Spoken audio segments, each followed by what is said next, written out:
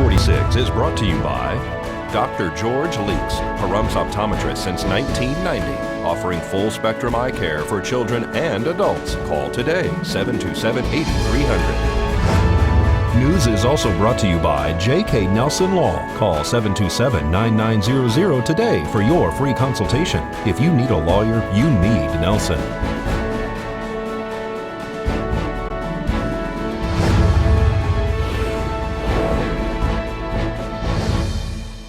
Tonight on News 46, an inflatable sign goes up in flames.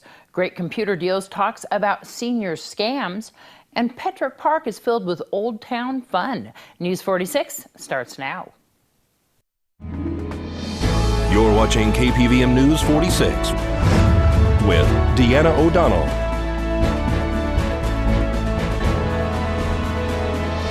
News 46, local coverage you can count on. Good evening. It's Monday, May 9th, 2016. We hope you had a wonderful Mother's Day. I'm Deanna O'Donnell for News 46. Area 51 Fireworks had a close call Saturday afternoon when their inflatable Godzilla sign caught fire. News 46 spoke to Fire Chief Scott Lewis to find out more. Saturday evening around 7:30 p.m., we were dispatched a report of a structure fire at 1381 East Highway 372. The initial report was that there was fire showing with heavy smoke at the roof. Upon our arrival, we found nothing showing from the exterior. However, we investigated by sending a crew, the Engine 1 crew, to the roof surface and found that a large inflatable Godzilla dinosaur type display that was affixed to the roof had become involved in fire. It burned up for the most part. It extended a little bit to the roof surface. Crews was quickly extinguished, investigated, and then the incident was pretty much over. Why did that catch fire? We believe that the motor failed, and then it just extended to the material that was encompassed. The fan actually blew hot air into the material inflated and then created our dinosaur. And so there's been a number of issues at that location. Is that something that needs to be looked into, or is it just coincidence? Totally coincidence, totally unrelated to anything to do with the fireworks. This could have occurred anywhere in the valley. And so what should you do if you have an inflatable thing like that? Like, I know that they use them a lot for the sales around town, don't they? They do. Just make sure that the motors are in good shape, make sure the wiring is good, and I guess that occasionally when those motors are deemed to be running hotter than normal, replace them. Josh Osborne, owner of Great Computer Deals, has been inundated with customers coming to him sadly to say they have been scammed. Osborne reached out to News 46 to try to stop this from happening to our locals. He says it is heartbreaking to hear the stories of how especially seniors are being contacted by scammers who are taking money right out of their pocket by way of their personal computer. These scams have been going on for a couple of years now, but we're kind of seeing an increase the last few weeks, so we figured it'd be a good idea to warn people up front. There's two major things going on right now.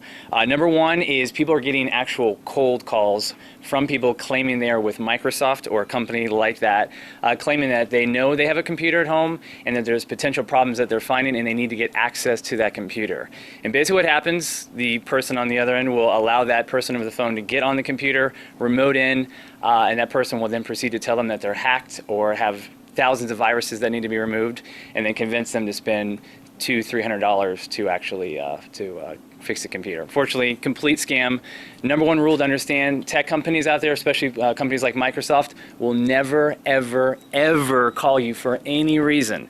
You have to contact them first, and most of those companies will charge you once you contact them, but they will never cold call you and flat out tell you that there's an issue with your computer. We're seeing a lot of that right now, and a lot of seniors in Pahrump are being taken advantage because unfortunately they just don't know any better. And once they come to us, we can obviously remove the threat, but we can't basically get back their $200-300 that was spent already. So a lot of money is being lost. So we're trying to spread the word. When they have access to the computer, they can also get access to your credit card numbers and so many other personal identification. Potentially, yeah. Usually what they're looking for is just a quick grab where, hey, give us a credit card number.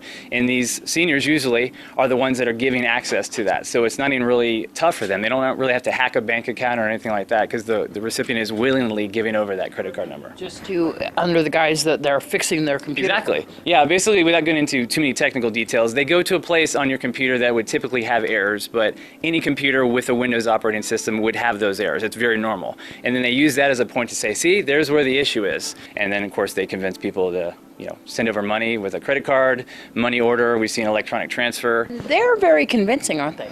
They are. I mean, for me personally, a lot of those times when they've called me, it's another person from India or an international person on the other end that causes me to kind of check out instantly. But again, we see a lot of people who, they just don't know any better. They don't know enough about computers to know what would be considered a red flag and what's not. What should they do?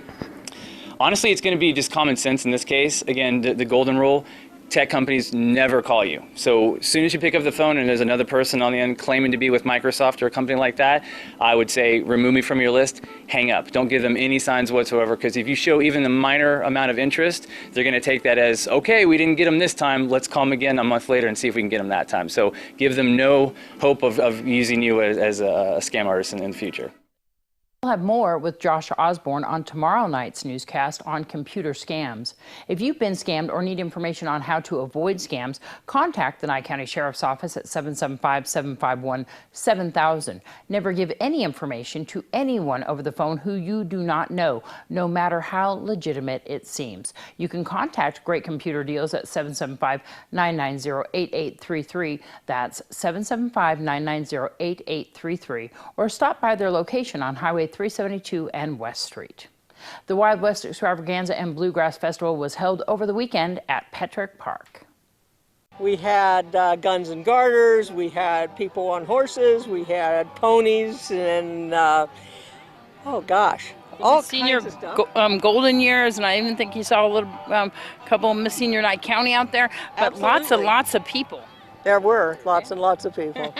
It's a great parade, great turnout. We got the bluegrass music right behind us, and Dan Chinhoffen's doing that. That's right, he is, and he has a raffle going on about once an hour now. And then he has his own raffle going on a little bit later, and that's for, I think it's a wheelbarrow full of beer. Yes, for the VFW Food Bank, right? Right. And so we got some facades over here, and I see the Nye County District Attorney's Office, and so different people have sponsored this, and they're kind of all in the traditional garb. Absolutely. We're trying to get people to come in traditional garb. It makes it a lot more fun, and we have people doing different kinds of races, old-timey races, for instance, over at the horse park. We're going to have the hide race later on. What is that? And the hide race is where you tie an old hide, cowhide, behind your horse, and you start off. Your horse runs down to the end of the arena, picks up a rider. The rider jumps on the hide, and then whoever makes it back first across the line wins. Oh my gosh, we haven't seen anything like this. The Wild West Extravaganza and Bluegrass Festival has really taken off. Yes, it has. And I know that you have some other rides around here, like hay rides and also some kiddie rides. Yes, we do. And we're going to have more next year. Wow. We'll probably have little pony rides for little kids next year. We're working on that, and we're also working on having a stagecoach with stagecoach rides. And of course, you can't forget that melodrama. Oh no, the melodrama was absolutely excellent. I laughed myself all the way through it last night. It's so fantastic this year. I know you guys have a whole bunch of crew that has been at this for months in the making to get this going just like this. We want to thank you guys so much. This crew this year has been absolutely fantastic. Paul Elefante and Janice Maruzio were the head of it, but there's many other people. Our trail ride is Jim Hanna. We have people from the gardeners and from 4-H, and we have other folks putting on a revival. That's Tom Gilbert and his people are putting on an actual revival here all weekend. And then we've got lovely Ski over here that did it all. And we'll give you an update on the Highway 160 road widening project when we return.